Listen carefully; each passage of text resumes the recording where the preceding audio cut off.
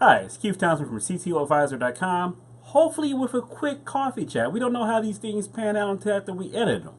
But we're going to talk about information handling and when it's okay to share confidential information. So this is one of those areas where, you know what, I might have given everyone a little bit too much credit because I've spent a lot of my career in highly regulated industries, from banking to government and now healthcare. I've gotten an awful lot of training on confidential information and handling confidential information. That includes confidential information generated by my customers, by our internal organization, and even by competitors. So let's start out by saying the first thing you should always do when performing the acid test on whether or not you can share confidential information is to say, do you have the written permission to do so? If you have written permission to share something marked as confidential, then it's okay to share it. Now, outside of that, we're talking about navigating the gray. I think in the technology community, especially if you blog, there's a lot of gray area. A lot of times as bloggers, we'll receive materials that's marked confidential. So is it okay to share that in a blog post? I like to, tread on the safe side and still get written permission. And I prefer that the person that sent me the information take off the confidential marker so that my readers, if they wanted to reshare it, they have permission to do so and there's no uncertainty.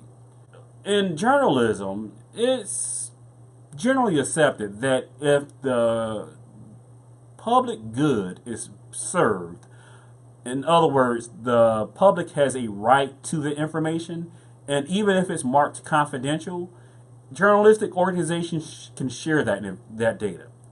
Most journalistic organizations have a big law department that they can run this stuff through. If you don't have a law department to run this stuff through, tread very, very carefully when it comes to sharing confidential information. Now, let's talk about from a competitive landscape. If you receive a competitor's confidential information, this is just me giving you some practical advice. Go to your internal lawyer, your internal law department, and make sure that it's okay with your internal policy that you even have the data.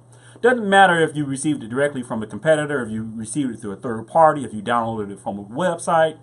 In a lot of industries, you can get your organization in some serious trouble if you even possess confidential information. This is especially the case around pricing. You can get into some serious issues when it comes to price fixing if you already have a competitor's pricing information. Now, why would a customer care if a vendor shares another vendor's confidential information? Again, I come from a highly regulated background, so whether it's government, banking, healthcare, we're very sensitive around the topic. Information marked as confidential, even if it's from a competitor. Basically, it's a acid test of your ability to handle confidential information. If you receive confidential information and you don't treat it as such, you don't treat it with the weight that that marker deserves, then as a customer, I'm going to naturally question whether or not your organization has the policies in place to question or to control confidential information. So hopefully this has been a conversation that's not needed for most of us. We've already stopped the video and said, Keith, I know all of this. And for those who have made it to the end, follow me on Twitter at CTO Advisor, on the web, thectoadvisor.com. Talk to you guys next coffee chat.